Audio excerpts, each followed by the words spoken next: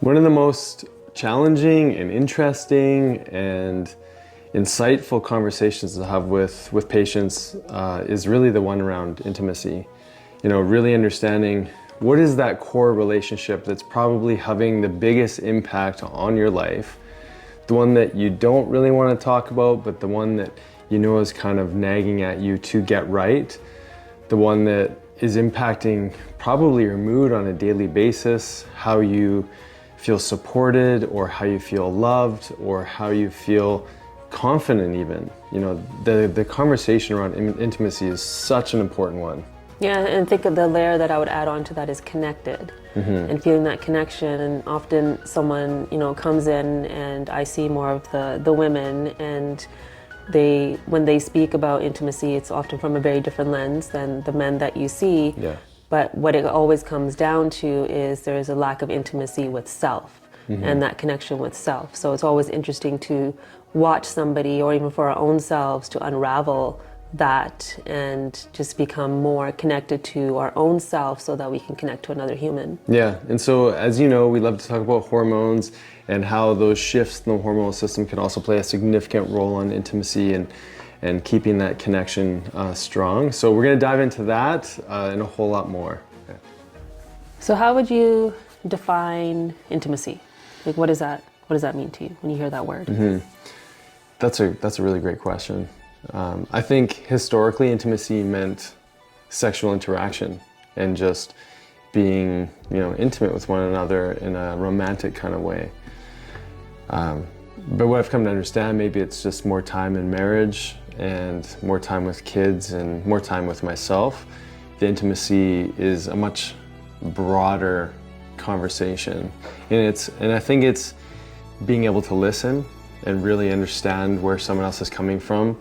I think it's being able to listen to yourself even, and what are the true messages that are coming out.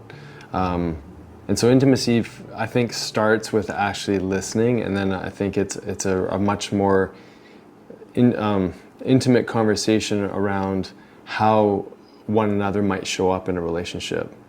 And I mean, there's so much to say on that, but I guess my understanding of intimacy really has evolved over time, where one, it was purely maybe more physical in my understanding of it, and now it's so much more than that. It's emotions, it's definitely physical as well, but it's also you know, in communication and connection, and like obviously cozy time, to just being willing to be there for somebody, and also being willing to be there for yourself when you're getting those messages of something's not working well in any aspect of your life, and then are you willing to just quiet enough to really listen to that message? What does it mean for you?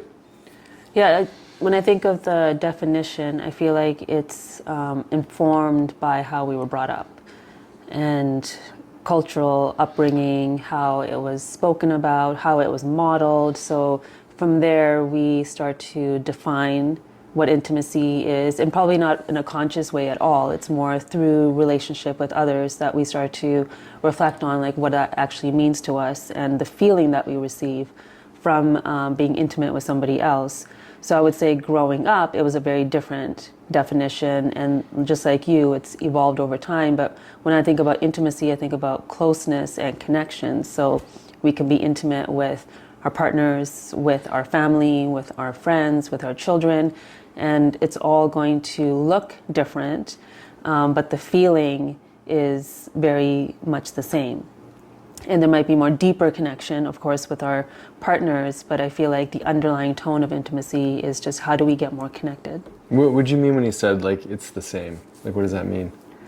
Because I feel like intimacy, the feeling that it brings is feeling of connection. So if I'm in a conversation with a girlfriend and my oxytocin is going up, I'm feeling really connected and I'm feeling really heard and feeling really safe, to me that is intimacy. And if I'm feeling the same thing with you, but there's obviously different layers to our intimacy, there's a deeper knowing and deeper connection because of how close we are as a couple. So, but the general feeling, I feel like what we're searching for in intimacy is connection. Yeah, absolutely. So I thought it'd be interesting to talk about sort of like an avatar, talk about from maybe a male feeling or like a husband feeling disconnected to his wife, and it's sort of like a loose patient story that I thought would be an interesting way to frame more the sexual intimacy, and then we can, you know, kind of expand from there. So, you know, picture this, a couple in their, you know, late 30s to early 40s. They have a child. They're both busy doing their own thing with work. You know, life with kids is a very challenging and time-consuming, energy depleting experience on top of life. They, you know, intimacy, as far as physical intimacy, sex essentially is going down. It's maybe been weeks or months in between, you know, actually being physically intimate with their partner. The man speaks to me from this lens of, you know, it must be her testosterone. You know, she needs to build her testosterone up. She's just not, you know, interested in me anymore. I'm feeling, you know, rejected. I'm feeling like she should be more intimate with me. I've got a high sex drive, so she needs to be this certain way. What can we do to help her to increase her testosterone so that we can be more intimate? And there's so much dialogue around like what's actually going on here, but on the very surface level, there's someone who's from the man's perspective or the husband's perspective, he doesn't feel like his partner has enough hormonal energy to meet his sexual demands, and all the feelings that come from that, from rejection to lack of connection to you know, that closeness, and having that be a really like, why doesn't she feel like it's a really important part of the relationship? Why does he feel like it is? I mean, there's so many different things that are going on in that one conversation. But what comes to mind for you when you hear a story like that? Well, one, that there's so many layers to it. That yes, hormones are obviously a huge part of it, but what is informing the hormones? And what is informing that moment or that season in their relationship? Are they in the season where there's young kids and there's so much energy output for his partner that by the end of the day, if she's got like kids that are breastfeeding and another kid that she has to change the diapers, and there's a toddler running around, and all day there's this huge output of energy that at the end of the day, all she wants to do is to feel just a moment to herself and in her body where no one's taking anything from her. And I think my conversations that I've had with women, and yes, intimacy brings connection. I know you were going to say that because I could. No. I was actually just wanting you to clarify that a little bit more. So when you're nursing, because you said like nothing. I think you said something like, "Can't take anything more from me." Yeah. Yeah, like that's a really interesting way of saying it. So because in that moment when you're so fatigued, when there's so much overwhelm, when all day, like again, if you're a nursing mom, it's like your body's whole. Let's say in this situation she's not a nursing mom. Right, but that's who I'm speaking to at the moment. That was my example. Right. Okay. She's a nursing mom okay, at this she moment. Can be a nursing this is mom, the season fine. right now. So, because you wanted me to answer the question Sure. about the depletion. Yeah. Okay. Yeah. So, in that moment, they're feeling so depleted that to like give any more energy output. Yeah. And for a woman, often that's what intercourse can feel like. Right. Is there's an output of energy instead of receiving. Yeah. Even though we know there is receiving. But maybe not. But maybe not. I mean, there could be a relationship where it's very much like the man just gets to, you know, release and he feels great. Right. And maybe the woman isn't actually receiving. Like right. that's a So whole we other don't know. dynamic. Exactly. Yeah. Like I said, there's layers, right, Yeah. that are informing that moment. And so then it's hard for her to bring that energy up in order to be physically intimate. And then another layer to that is what we talked about before, is the upbringing. So is there any shame around intimacy? And this could be not a nursing mom, like any woman in her reproductive years or even afterwards, but what was the upbringing like and what was modeled around intimacy? How was sex talked about in the home, and what was the idea around it? That is also going to inform those moments. Because everything that we feel or do is from that lens of emotion, like you use the word rejection. So if a partner feels rejected, there's going to be linked to that a little bit of anger probably, maybe even guilt, like there's resentment, there's all these things that are connected to that feeling. But until we recognize, okay, what is actually happening, like what's the actual reality of the moment, and that comes from having the conversation with each other. Like, is it your hormones? Like, do they feel tanked? Or is it that, your digestive system is off and you're feeling bloated all day and the last thing you want to do is be seen without any clothes on because you're not feeling sexy, you're not feeling good about yourself. Yeah. So if a That's woman's a really important point. It's I think. huge. And I think that men really don't see that. No. Because I think men, like, especially, like, I can speak from my personal experience. To me, you are just beautiful in any state. Like, I just so love you dearly and I'm so attracted to you. And you could be wearing sweats and have a Kleenex hanging out your nose. Right. Such a good visual you're giving everyone. Like, no, I know, but it's like that to me, I could still be super attracted to you. Do you know what I mean? But in my mind, exactly. But I think that's completely opposite. Exactly, and I think that's so interesting because when there's such a strong physical attraction to your partner, the husband, I guess, or the person who's feeling that, really could care less, or is not interested, or is not paying attention to the fact that the other person may not feel attractive, may not feel sexy. I think that's huge. And so, what would it take to have that conversation?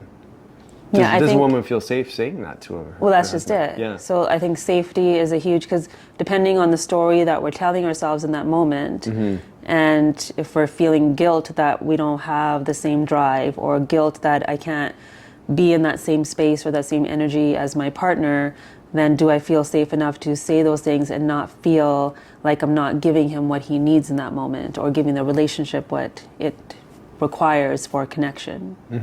Yeah, so I think to be able to have those conversations outside of those moments where you're desiring it right away, but just to have like intimacy meetings. I don't know what you want to call them, but maybe it's once, like a check-in once a week of like, where are things at? Like what are stress levels like right now? So for women, and I know I'm generalizing, but we need to feel heard and feel safe, and we almost need a little bit of that like emotional foreplay for a couple of days before the physical catches up to that. Whereas because of the way men's hormones work, you guys can access that very quickly, whereas we can't. Like we've talked about before, like we're in so many directions in that moment. So even in that moment of intimacy, many women are not present in their body. Their minds are doing the to-do list or any of that. There's times where I remember, I think even last night, I could feel you coming closer to me, but in my mind, I'm like, it's 10:30, I need to go to bed. I haven't been sleeping for many, many weeks. I'm just gonna shove over here on the side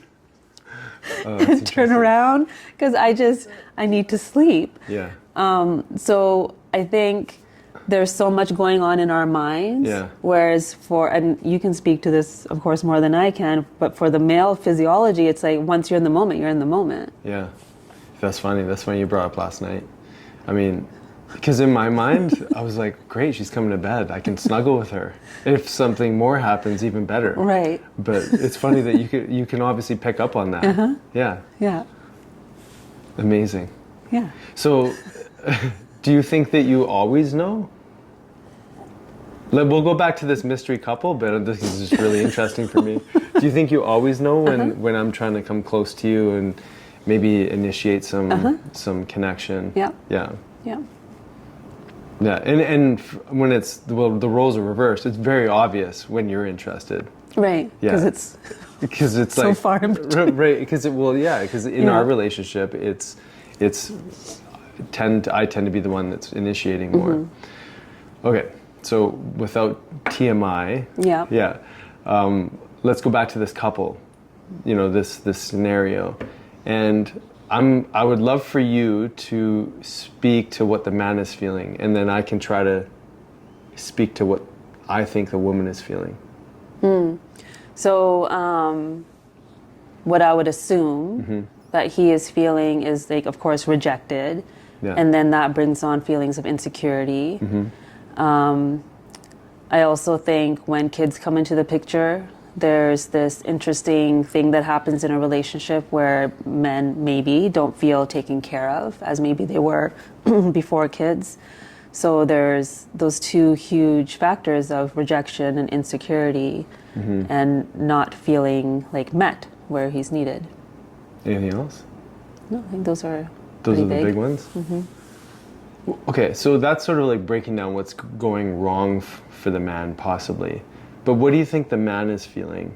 Like, specifically, like, there's desire there. Yeah. And so, I also maybe think he's for an men- expectation, maybe. So, like, what if you could put a man's hat on and look through what he's experiencing without actually, like, because what you said was probably the core wounds that the man is feeling.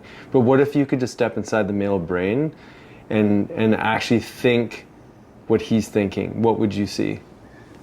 Well, I would say then maybe the physiology is taking over and it's this caveman experience See- of spreading his seeds. See, look at what you're saying, because it's like what I'm asking you to do Yeah. is to look through the man's eyes, not dissect his insecurities or Right. like what's wrong with what he's Right. thinking, or not even what's wrong, but like how it's breaking down for him.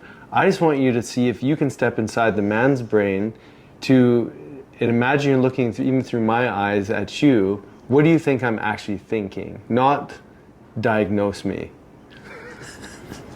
Well, I mean, me doing that with you is different because I know you, so I know Okay, so for you you can it's use the avatar. connection, Okay. right? But then, yeah, I don't know. Like all I can speak to is the emotion that I'm assuming. Yeah. Well, the reason I wanted to have a dialogue kind of like this is because I think this is a really interesting way of learning from one another. And because I think you hit something really important that strikes resonance with me, and that is because of my hormonal swing, I can be literally like so engrossed in a book and loving what I'm learning and get really excited. And then maybe like 20 minutes later, I can look over at you and like, God, she's beautiful. Like, maybe there's a chance for us to be romantic later, or maybe there's a chance. I'm sure the word romantic comes up. It's not romantic. Yeah. Yeah. Maybe there's a chance for us to be intimate later. Right. And then that could last for like 5 minutes, 10 minutes. Maybe it's there for like 20 minutes. I'm trying to navigate like what are all the steps To get there? to get there. Yeah. And it's very involved. There's scenarios, there's stories going on inside my head to awaken that something in you. Right. Right? So I just think it's interesting. You're having a really difficult time to like look through. But then, so when you describe that, Yeah. that describes to me that like the caveman scenario that I just. because you're diagnosing me though. This is like That's the only thing I know how to do. So then in my mind, it goes straight to, okay, what trauma has he had? Yeah, exactly. How was he But rejected that's when he was you. little? right. The bit like this is what I'm trying to get you to do is to actually just like forget everything you know for a sec. If you could just like put yourself into that husband's persona, what do you think that you would see? And play it out. See, I don't know. I don't know what you want me to do. Well, what if you could just be in the experience of what that man is Maybe feeling? frustration, because that's what I'm feeling right now. Okay. Maybe it's frustration. Okay. Maybe not like, getting what he wants. now you're diagnosing me again. So I don't know what you're actually wanting. Okay, so what I'm trying to get you to do is, because what I think is interesting is literally the challenge that we're having right now with seeing through the other person's eyes. So then tell me Tell you what the experience is. I told you some. I just told you that, if I'm feeling very attracted to you into a moment, I'm literally creating scenarios in my head. But what's happening in your body then? Like, isn't that whole statement of the physiology is taking over? So then the brain and the body is trying to do whatever it can to meet that requirement. Yeah, that's fine, but that's a very scientific way of describing things. Yeah. And what I was, I guess, hoping for people to appreciate if they're listening to this is that we see the other person completely different. And And yes, there's a whole diagnoses that, that can go along with that, like, yeah, inner child trauma to, you know, like feeling rejected, like all those things. Like that's the way to analyze it. But I'm just trying to help people to see just the challenge that it takes to be on the other side and literally put yourself in that person's shoes. Because I thought it'd be interesting for me to try that on as a woman. Okay, let's go. Well, okay. First of all, is there anything, like, does that make sense what I'm asking? Like to not psychoanalyze it, not like, but just to like, what would that possibly feel like to be in the other person's shoes? Because I think that that's important for couples because most of the time, couples are just looking through their point of view and they're diagnosing their other person. They're saying what's wrong with that person, essentially. Like, this is why they're behaving that way. But we haven't, as a couple, maybe, or people listening, haven't really looked through that other person's lens. And yes, there's for sure a physiological, hormonal, you know, craving maybe at a very physical level that's going on. And there's other things too. So that's the experiment that I was trying to, you know, engage in, so that people can hopefully mirror that at home and like, what does it really feel like to be in that other person's shoes? So anyways, anything come to mind? If not, I'll try to be in your shoes. Okay. So I'll take a. Now, are we pretending that I want to be intimate, or I'm just sort of having an experience? You're just having an experience in me. In you, okay. So I'm coming into the kitchen and, you know, myself, you know, I'm seeing through your eyes, is sitting at the table, and let's say that I'm imagining that there's a to-do list that's like endlessly long, and probably somewhere on that list is a desire to be intimate for me. Like, it's weird to talk about me like that, but for my husband, let's just say, let's call him that. And it's somewhere in there. You know, there's times in the day where I notice my husband and he's looking good, but like it's not from like a sexual point of view. Like, oh, I really appreciate that my partner takes good care of himself. That's important to me. He'll be with me for hopefully a long time because he puts his health first. That's great. Okay, on to other things. There's the kids, there's all the things that are going on with the kids. I'm thinking about play dates, I'm thinking about like organizing activities. I'm thinking about what's happening a month from now, 2 months from now. I'm thinking about a family trip that we're gonna take together. I'm thinking about what am I gonna make for dinner tonight. I'm thinking about my book. I'm thinking about all the things I have to do for work. I'm thinking about the patients. I'm thinking about. And I'm holding all these things.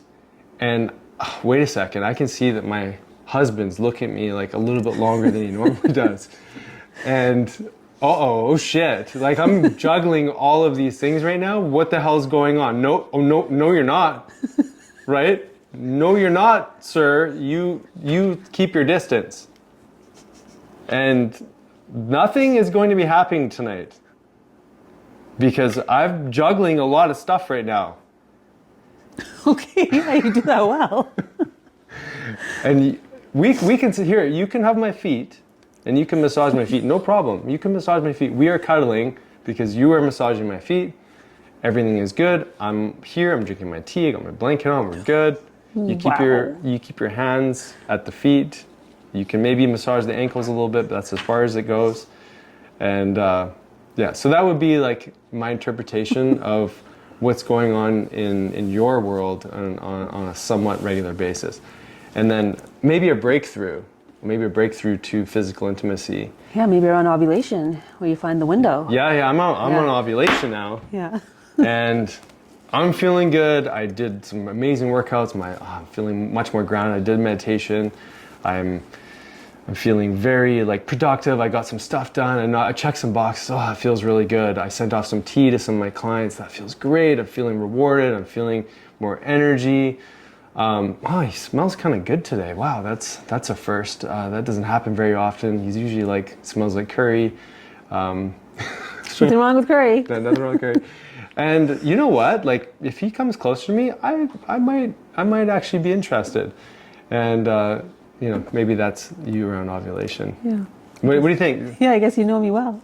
There we go. So that Yeah. I think it's an interesting exercise because if others can hear this, couples can hear this, they can go like, oh, wait a second, I don't need to feel rejected. I don't need to feel bad about what she's feeling. She's juggling a ton of different things. Yeah. I'm on her list. That's all I need to know. I'm good with that. Right. I'm good that like somewhere in her day she's actually thought about me in a more intimate kind of way, but it's like it's not as important as maybe it would be around ovulation. It's not as important as maybe it would be on a day where I've really taken care of myself and feel really nurtured, and I feel beautiful in my body because I did nurture myself. I ate really good. I got some good sleep. I recover well. The kids aren't, too irritating right now because, they're listening really well and they're being really playful and supportive, and I'm not having to like negotiate their moods. So then does that create a scenario where everything on the outside has to be a certain way? You tell me.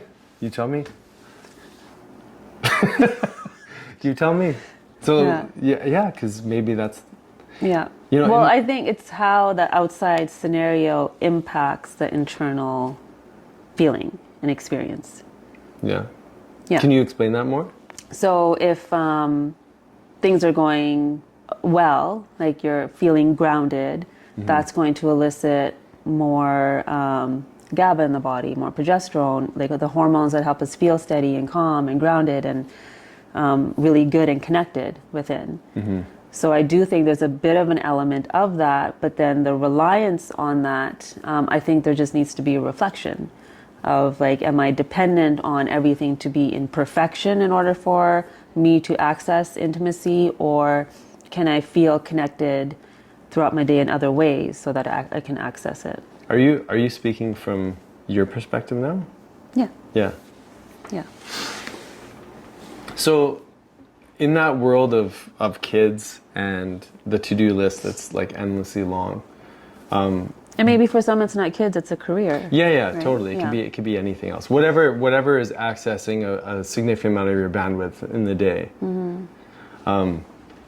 Is there room for spontaneity? Or is it more important, like on this conversation of intimacy that doesn't, again, it's not just that it's physical, but a way to really stay connected is to, it's something that we've been doing more regularly, is have more regular check-ins, like communication check-ins around life and different things. And scheduling that, I think, is important. Yeah, I think everything just goes back to feeling connected. Because when we're in the to-do list, when we're in the rush of the day, when we're just accessing more of our stress hormones, we're feeling disconnected. So the moment we can just take, even if it's 5 minutes of like sitting down and having your coffee and tea together in the morning, that's creating some sort of ritual and routine that's going to help support connection even amongst the chaos. So I think if you have more points of that, then speaking from my own like women perspective, I feel more cared for, more heard, more connected and like safer, so that even if I'm feeling a little bit like off in my belly or whatever it might be, uncomfortable in my body, maybe I can communicate that if we're going to be intimate or whatever it is and feel safe to do that. And I think that in itself grows more connection and intimacy with a couple too, because they're understanding each other even more.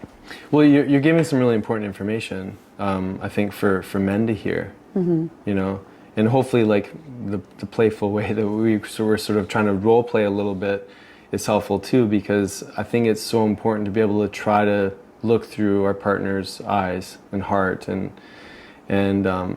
because I think when we're feeling like, let's say we as in whoever that is, I mean, because the scenario we brought up around the man feeling like his wife, the husband feeling like his wife has lost her desire, that rejection, all that stuff, it can obviously go the other way too, right? Like that can also be the wife's experience of the husband. And I think beyond that is like fear of losing the love. And so if we've attached a certain type of intimacy to the definition of love, then if that intimacy isn't there, say again, bringing up that season in a couple's life when they have young kids, maybe the mom is still healing from giving birth for 48 hours and now is nursing, not sleeping for months. Like there's so much that goes on, but if we've attached that physical intimacy to a love, healthy relationship even.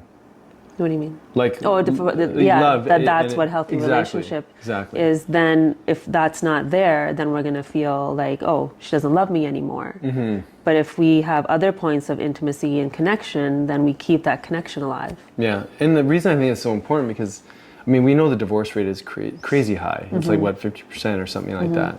And so I think so many stories can be created that become like the huge elephant in the room that no one can really talk about, and people are feeling so vulnerable and have expectation and feeling rejection. It's a really painful place to communicate, and you've probably been sitting in that emotion, and it's growing, it's building, and it's gotten heavier and more challenging, and then at some point there's this like explosion, this blow up of like, you know, you're not meeting my needs, and you don't love me, or you don't see me in the way that I see you, and like there can be so much challenge with that, because I think that feeling doesn't get addressed, or those intuitions, that the sensation of what's going on in the relationship isn't getting regular enough dialogue.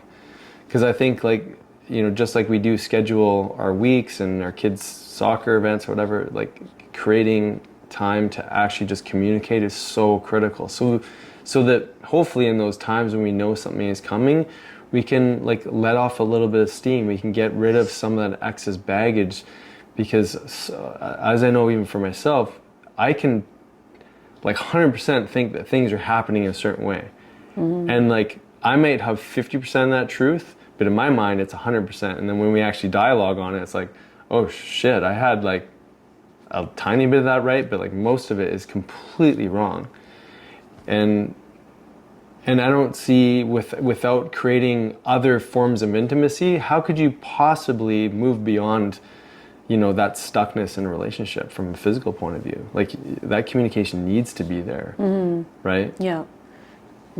So what have you seen happen with men if they don't, maybe their relationship isn't at that point where they're connecting and communicating, and he's feeling rejected or he's feeling off? Like, what are some challenges that you've seen happen? Yeah, I mean, this may be a surprise for people, maybe not, but most of the men that I work with have some level of addiction to pornography, and are really stuck in this place of like they're not getting their needs met. Maybe they're like, there could be so many different reasons for why that is. That could have just been a habit they adopted early on.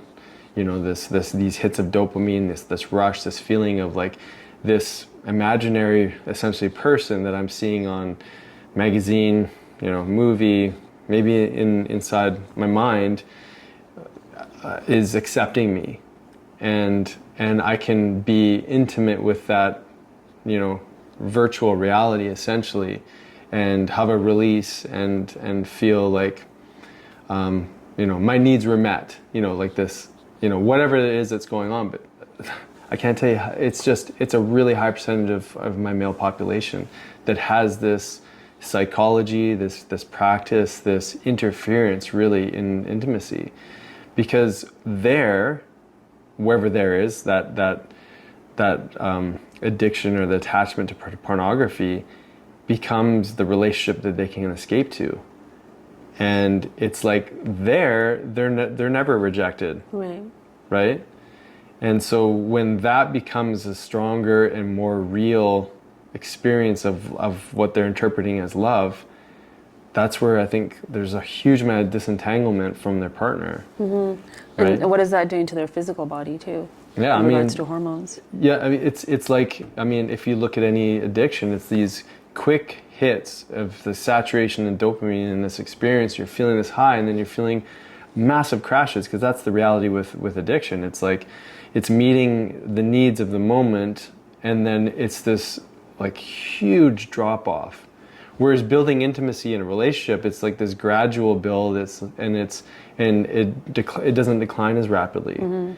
And I think that's significant, because we're constantly going to be chasing that much greater buildup of testosterone and dopamine in those, you know, intimate moments with ourselves or with pornography than and it's just such a different experience when it's being shared with someone you truly love. Yeah, and this is spoken about a lot in Chinese medicine. Right? Oh, like for sure, the yeah. kidney depletion, or Yeah. the energy of the kidney, or like the life Ayurvedic force. too, right? Yeah. Yeah, do you want to describe that a little bit? I don't know the details of Ayurveda, so I can't. But like, Well, like it's, I mean, Chinese medicine is like kidney jing, right? yeah, But in Ayurvedic medicine, like the most potent fluid that's created in the body, the like ojas. is the ojas, right? And so it's like from the different tissue development of sophistication or energy levels or what have you. In Ayurvedic medicine, they talk about it going from like blood to like connective tissue to eventually this ojas, which is like seminal fluid or semen or, you know, lubrication, vaginal lubrication for women. But that's the most potent, highest vibrancy tissue that's built in the body. And so that, you know, from that Chinese medicine, carries life. It carries life. Yeah, exactly. Yeah. Yeah. I mean, like, let's not belittle it. It's Yeah. so significant. And so many of our male patients that do have this attachment to pornography, they're constantly releasing this most potent form of you know, their vitality on such a regular basis. And then they're not connecting the dots to why they're feeling depleted, why they're feeling, you know, low testosterone, why they're feeling like they can't really connect, and that why they're always searching, right? They're always searching for maybe a new relationship because they're not feeling that sense of fulfillment, you know, and yeah, depressed too. Yeah. So then so we have two boys, and how do we start having these conversations with our like young teens around intimacy so that they kind of move into their relationships with a bit of a knowing of one, their like physiology and how it works and what gets depleted, but also defining intimacy for them in a way, one, there isn't shame around it and they're feeling safe, and also so that they just have a deeper understanding of intimacy within a relationship, whether it's your partner in that moment or friendships and things. All I can say is from my personal experience, I think like a framework for understanding male and female relationships, one of the most impactful messages that I ever received was that every woman is either your sister, your mom, your aunt, you know, every woman to you is someone who is like a family member. And you would never treat your sister with such disrespect as to, like, you know, within our level of consciousness or awareness, we would never disrespect these people, nor would we chase or especially if we're in a relationship. You know, if we're in a relationship, you are my goddess, my queen, my everything. And everybody, no matter who that is in that female world, is my mom, my sister, what have you. But did you come to that realization when you were young? No. Yeah, that's what I'm saying. Yeah. No, like, so this is, for whatever reason, for me, that framework just totally made sense. Because you are my number one priority. So we're in a relationship, you're my everything. And so nothing could ever come between us because everybody else is just a sister, or like mom or aunt or whatever to me. And that is a very, very firm line. And that's just reality. But how do we teach that to a hormonal, like 13, 14-year-old? Yeah. If we say to our kids, okay, you guys, everyone's your sister. Yeah. Right? Like that's not going to work. Well, okay, so right? what's the energy of that though? Yeah. Is that's respecting. Yeah. No, right? and that's absolutely. Yeah. And like I've often said that to them in just about anyone in their life, like really looking at it from a different lens of like they too have a family, they too have their own story, and all of that, to have that empathy and that knowing that we must respect others. And it's same goes for whether it's male, female, female, it doesn't matter. It's just the energy of that respect for the other, and teaching them also that this body, this vehicle, it's so sacred.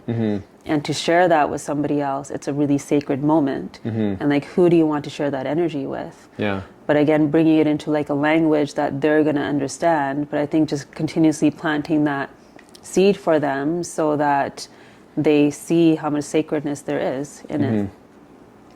Yeah. So how would you articulate that to our boys? Well, that's my question for you. I mean, I came from a culture that we didn't even talk about these things. Right. Like we weren't even allowed to date, so it Yeah. wasn't even a conversation. Yeah. But I'm curious, as like a father that has Yeah. 2 boys, like how are you going to communicate this? Well, the first step is going to be modeling. Absolutely. You know, and this is why a lot of their dialogue, you know, if they're acting goofy with you, whatever, I'm like, this is your mom. Like, when there's women in your life, you respect them, and you cherish them, and you do what you can to serve them and help them. And so there's, you know, and that's not directly intimacy, but that's just a love for people in general, but also maybe a deeper respect for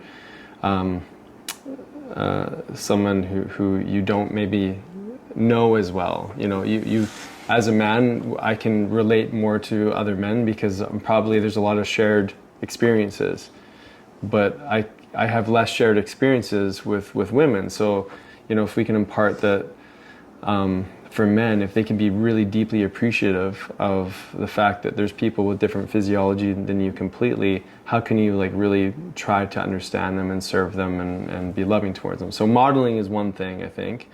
The other one is just having direct communication around. I mean, something that I would generally really like for our kids is to not be involved in a really, you know, intimate relationship until they're in their like 20s or what have you, so they can, or, you know, there might be, I can't control any of this, but I think there's something really powerful about getting to the place where they really know themselves and they can really understand their own boundaries, their own self-love, their own self-intimacy, so that they can really be their own person for when they're ready to have more of an intimate relationship.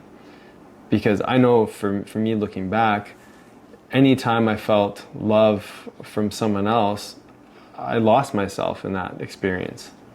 Whereas like I would give away my power, I wouldn't have boundaries, I would like just be so involved in the other person that I wouldn't have that self-respect to really maintain my own integrity and my own self-authority and knowing what was right for me. And giving too much into a relationship too early, I think we don't really learn to know ourselves.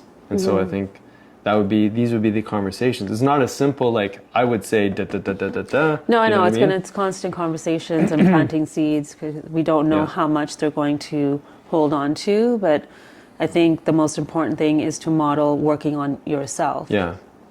And having that connection and intimacy with self, so that when they do decide to have a relationship, that they know themselves so much that they're able to move into that relationship with self-respect and not invite that person in to fill any sort of gap that maybe they feel is missing in their life, but instead they're already whole, and they're inviting somebody into their experience of life.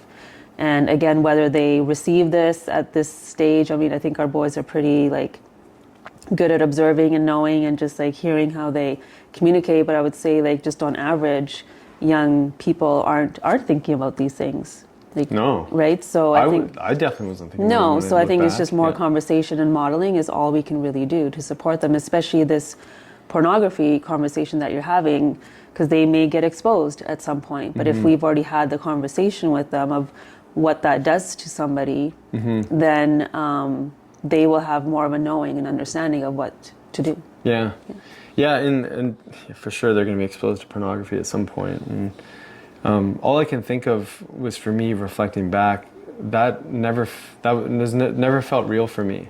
Even I remember even in college, some of our basketball teammates would take the team to even a strip club, and I never wanted to go. It felt so foreign. It felt so like the opposite of intimacy to me. And so, but I mean, that's a hope for my boys, is that they, they maybe have that inner knowing that like this is just not real, and so I'm not interested in what's not real. And this is even emotional intimacy. Like we see things being modeled, say in a movie or on TV, and we have these then expectations of like that's what romantic intimacy or emotional intimacy is supposed to look like. But often that's not reality. And so being able to question that is so important. Yeah, because it's easy. Like, and then taking an example of even a marriage, and then you can see like, oh, I really wish my partner would do that thing that's happening on TV. Right. And then it's funny, but the reason I bring that up is I think it's so interesting that we can create stories around how things are supposed to be. Right. Based on like a small little fragment of reality that whether or not it's real. But we can implant that onto our or own. that romantic novel that you read, or whatever it could be. We can create stories from Read anywhere. Jamie as Outlander. Outlander, right? yes. This unrealistic expectation of a man, like how can it be that amazing? If any of you watch Outlander. Yeah. So what about you? Like, what are some things that women do that maybe take them to a world of fantasy? You brought in books, like where they can feel like they're experiencing that depth of connection that they're not getting because the man or their husband or whatever is clueless to it. I think one thing that feels different, again, I'll speak from my own experience, is that I can gain intimacy with my girlfriends and call my sister and have a conversation and have a laugh and have that, and that feels really fulfilling and connected, because my hormone, it's oxytocin, and that's what needs to be met in any intimate relationship. And so like that gets met in different ways. Like me hugging my boys, my oxytocin goes crazy. So I think for women it is a little bit different in where we look for that. And I'm not saying this is for everyone, but I would say in general we're able to access it in different ways. So we're not going out, I don't know what the statistics are when it comes to pornography and women. But I did actually hear Jordan Peterson say one time that for men it's visual and for women it is more literary, like reading it in novels. And that's very like... That's an escape too, right? Yeah, that also can be an escape. And so I think every human probably has a fantasy or a version of what true love is supposed to look like, or true connection, again, depending on what was modeled, or maybe we saw one form being modeled and we want to make sure we do the opposite. But I think it's just constant questioning that it helps support, like, what is it that I actually need to feel that love for myself first. Yeah, I mean, I think that's a wish that we have for everybody. Yeah. To know thyself, to be able to have that that time to self-reflect on what's important and what's maybe driving our desire for intimacy, what's driving our, like, and what do we do about that? What's the outlet? Is it, escaping our relationship? Is it choosing to go within? I think these are, big wants for everybody, especially our boys, but like, definitely everybody. Yeah. So just to sort of wrap up this conversation, we started sort of talking about, like this avatar, this couple of like not getting their needs met.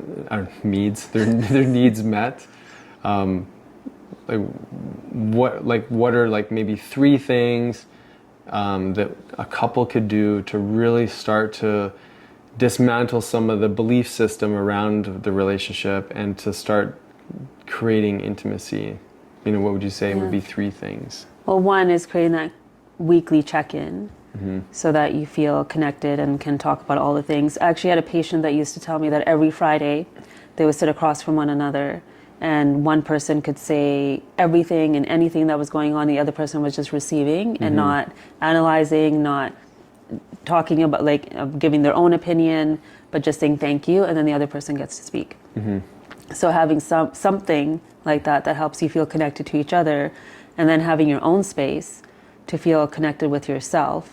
So you can check in with your nervous system, what's overwhelming you, and what you can do to feel more connected with yourself.